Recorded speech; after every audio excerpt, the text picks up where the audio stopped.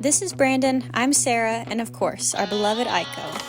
Frustrated by the ever-increasing cost of living, we sold everything, went out on a limb, and left our traditional life on land behind.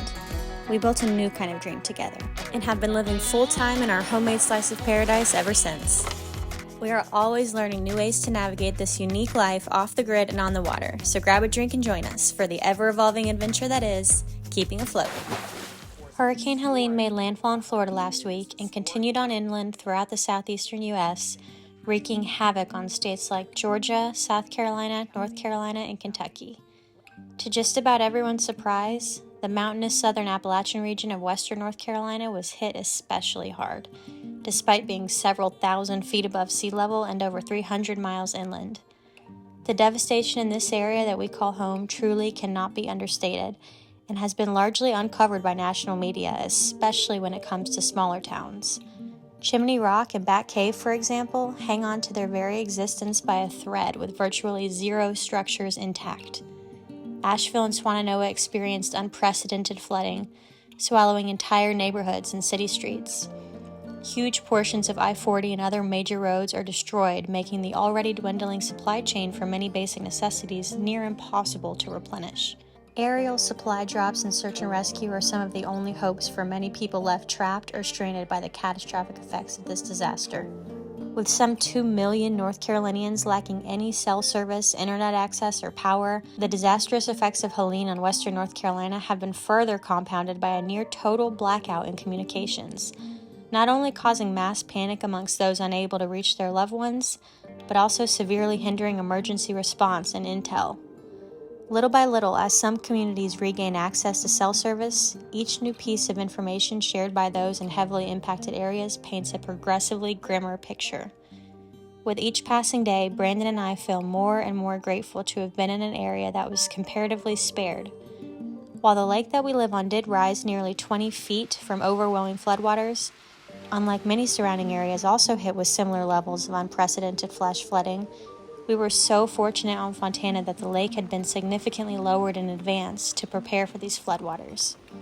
Our hats go off to TVA for managing this watershed so well. There is truly no telling how many homes and lives were saved thanks to their preparation.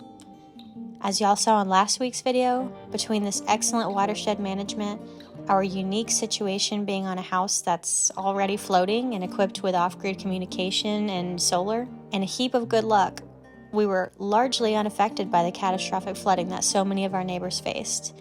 Our hearts have been breaking as we continue to see a clearer picture of this devastation all around us. It will take years to rebuild many of the highways and towns that are in ruins. This week, we tried to focus on adjusting to this new normal and figuring out how we could help those in need in our community. To be honest, guys, it's been kind of hard to motivate to, film stuff and to put together like an entertaining video this week, because it's just so heartbreaking, to see all the devastation and everything that's been going on with all of our neighbors here in western North Carolina, even though they're fine and we're thankful for that.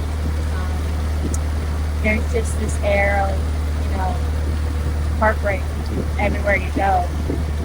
Really hard times for a lot of people, and our hearts are with them right now, and it's kind of all that we can think about.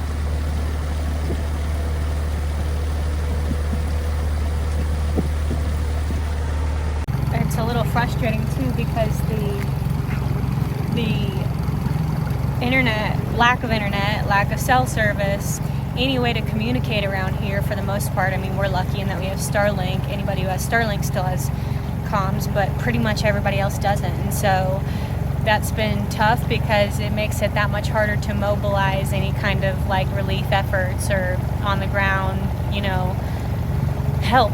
And even if there is that happening, I don't know about it because of the same issue that I just mentioned. So that's challenging too, because I've seen a few links for places where you can donate, and I mean that's something, but as far as just sitting here and we're okay and knowing everybody else isn't, and not being able to understand or know how we can help, I feel like I'm wasting time, yeah, just feeling anxious and restless for everybody who is just devastated right now. Aiko and I made our way to the woods for a run. Oh man. Maybe I'm a ding dong. I didn't even think about trees and stuff being down. It felt so good after over a week straight of not leaving our cove to ground a little bit and get the blood flowing. We headed down below the dam afterwards to see if they were sluicing yet, and sure enough, they were. Under normal conditions, water is steadily and constantly released out of the bottom of the dam in an inconspicuous fashion. But every now and again, when a noteworthy event like this happens and TVA either needs to rapidly create flood storage capacity on the lake or release excess water following a flood, water is spewed out the secondary gates called sluice tubes. Water spills over the top of the dam into these massive 34-foot diameter pipes, which then run down to the bottom of the opposite side of the dam, where the water is released in a controlled way that minimizes impact on the riverbed. They do this by diverting the water vertically, so the downward force of the water is diffused and a rooster tail-like spray is created, rather than many tons of concentrated downward force. Although in this case the cause was quite tragic, the result is quite spectacular to see. This sluicing may only happen once or twice a year, so usually people come from all around to see it. But given the travel ban and general lack of comms, this time, old Carl and I seem to be the only folks around. Look at this. It's like deja vu. Who is it but Carl?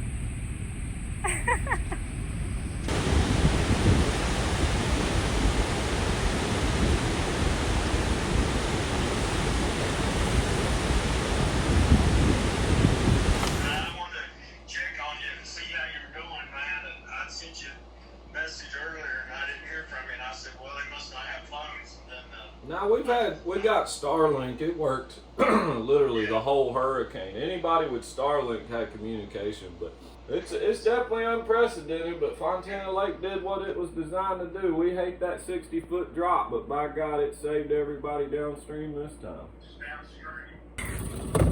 So crazy how we're back like at summer pool levels. In the morning we'll be 5 feet from summer pool, because summer pool is not actually in the trees. Right, they keep it a little low. Yeah, but we'll get to see how fast TVA can drop it too. They're going to take it back down, and they'll do it as fast as they can. I guarantee it. So they'll drop a foot, 2 foot a day. And they get it back to safety levels for the next 100-year flood. And they always talked about this was done for 100-year floods. Well, they just had the flood of a lifetime, and everybody's lakes overfilled, went over the dams and everything. Look at this. Still got room for another one. I will hand it to TVA. They did a good job. We salute you, Mr. Ninja TVA man. Tell me what you got going on today, baby. I'm going to start tightening all these boat houses. The lake's going to drop 2 feet a day. And I got to go look on the other end. Supposedly we still will have our dumpsters for the trash cleanup. And we're going to go look and see what kind of houses and docks and cars are in the lake.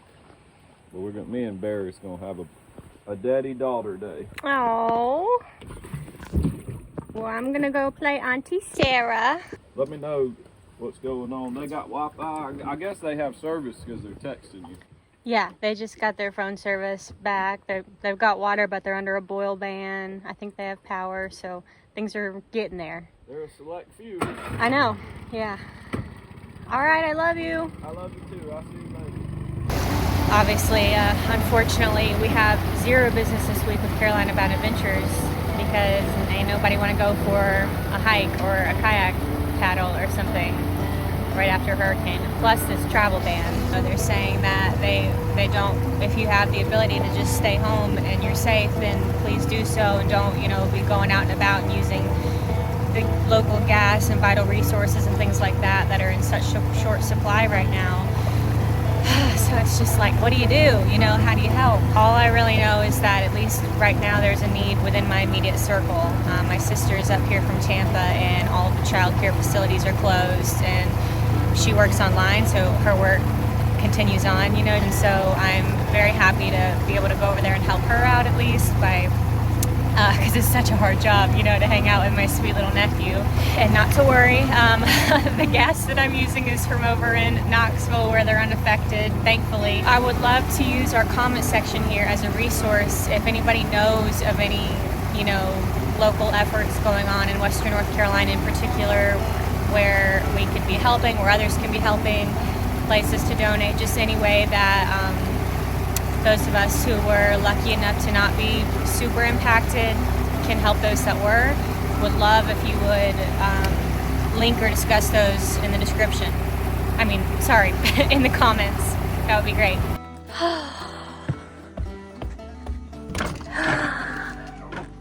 I hear a little Memphis. There he is. Bye, Mom. Oh. Go get some stuff done. I got this. Dinosaur. Dinosaur. Meanwhile, back on the lake, All right, everybody. It is Wednesday after this storm. Been getting a lot of phone calls about the lake trash cleanup, how we're gonna do what we're doing. Seems to be there's houses and RVs and parks and stuff everywhere where the Tuckasegee came in. Looks like we'll still be able to get our dumpsters for the cleanup, which is good. As long as resources are there. Bryson City's really not as bad as going further to the east. So looks like we were spared most part for crazy houses flying down rivers damage, but we lost some trailers, stuff like that.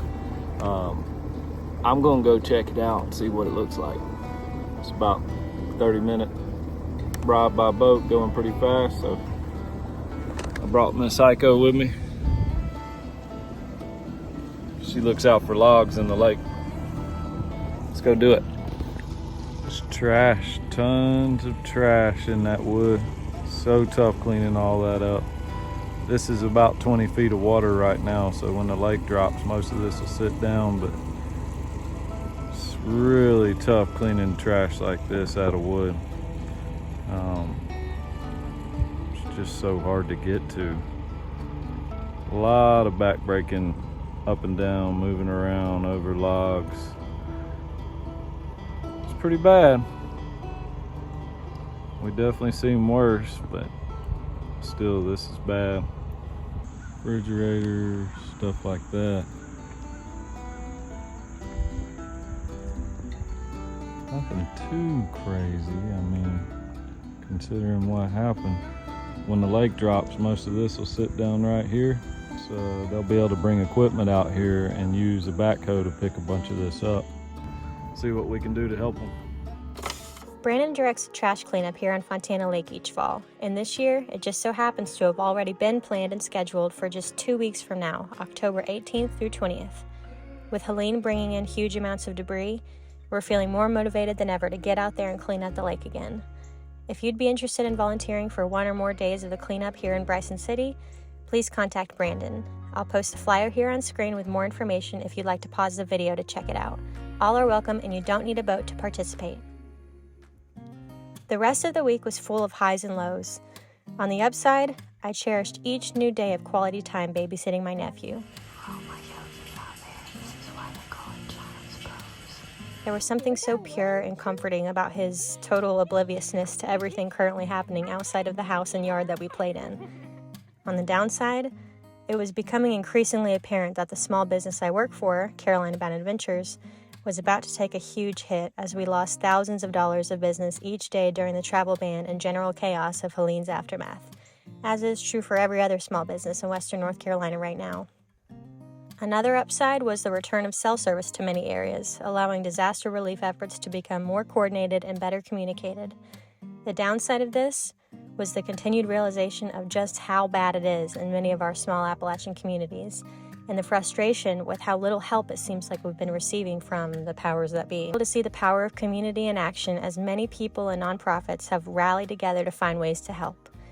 We came across one organization in particular that we were beyond happy to start supporting, and that you can too. So one really big challenge with the volunteer efforts and coordinating them has been local availability of supplies. So you might have heard stories about a lot of people getting turned away who want to volunteer, which is just beyond me. But I think part of the reason is that, you know, when more people coming to this area means more and more people that have to eat and get gas and things like that. And seriously, the grocery stores are like wiped out. The gas stations are trying to get deliveries every day because they're just getting, you know, wiped clean. Most of them are cash only. This organization that we found, Operation Airdrop, is kind of getting around that and still finding a way to be super helpful by collecting donations in areas outside of these scarcity zones. There's drop-off points in Raleigh and Charlotte, places like that are totally fine and well stocked. And then they're loading them up on helicopters, planes, and they're airdropping them into these areas that are completely inaccessible. They also contribute their resources and personnel to a lot of search and rescue operations. And so I think that's really cool, and we've been supporting them. We've got a couple of friends, the Hive Drive. They travel full-time in their schoolie, their converted school bus home, and they're based in the Raleigh area currently. So we've been, you know, sending our Venmos to them because they are able to directly purchase supplies at the local Costco and Walmart, drop them off at the donation points for Operation Airdrop, and then that same day they're on a plane headed to Asheville. So for anybody that feels led to and has the means to contribute to this terrible situation, or rather to the relief of this terrible situation, would definitely recommend Operation Airdrop. And if you would like to donate to our contacts, the Hive Drive, who are uploading, documenting every single step of the donation process, so there's full transparency. You can see if you're somebody that just wants to make sure that your money is actually being put to good use, then you can certainly donate to Operation Airdrop via the Hive Drive, our friends, and help contribute without taking away any resources in the Western North Carolina area. Just an option. All that information will be in the description. Regardless of whether or not you have the means to donate, simply by watching this video all the way through to the end, you've made a difference, as your time has value. And we'd like to donate that value. That is, all earnings from the views on this week's episode, to Operation Airdrop and their disaster relief efforts. We truly do appreciate your time. Y'all come back and see us again next Friday.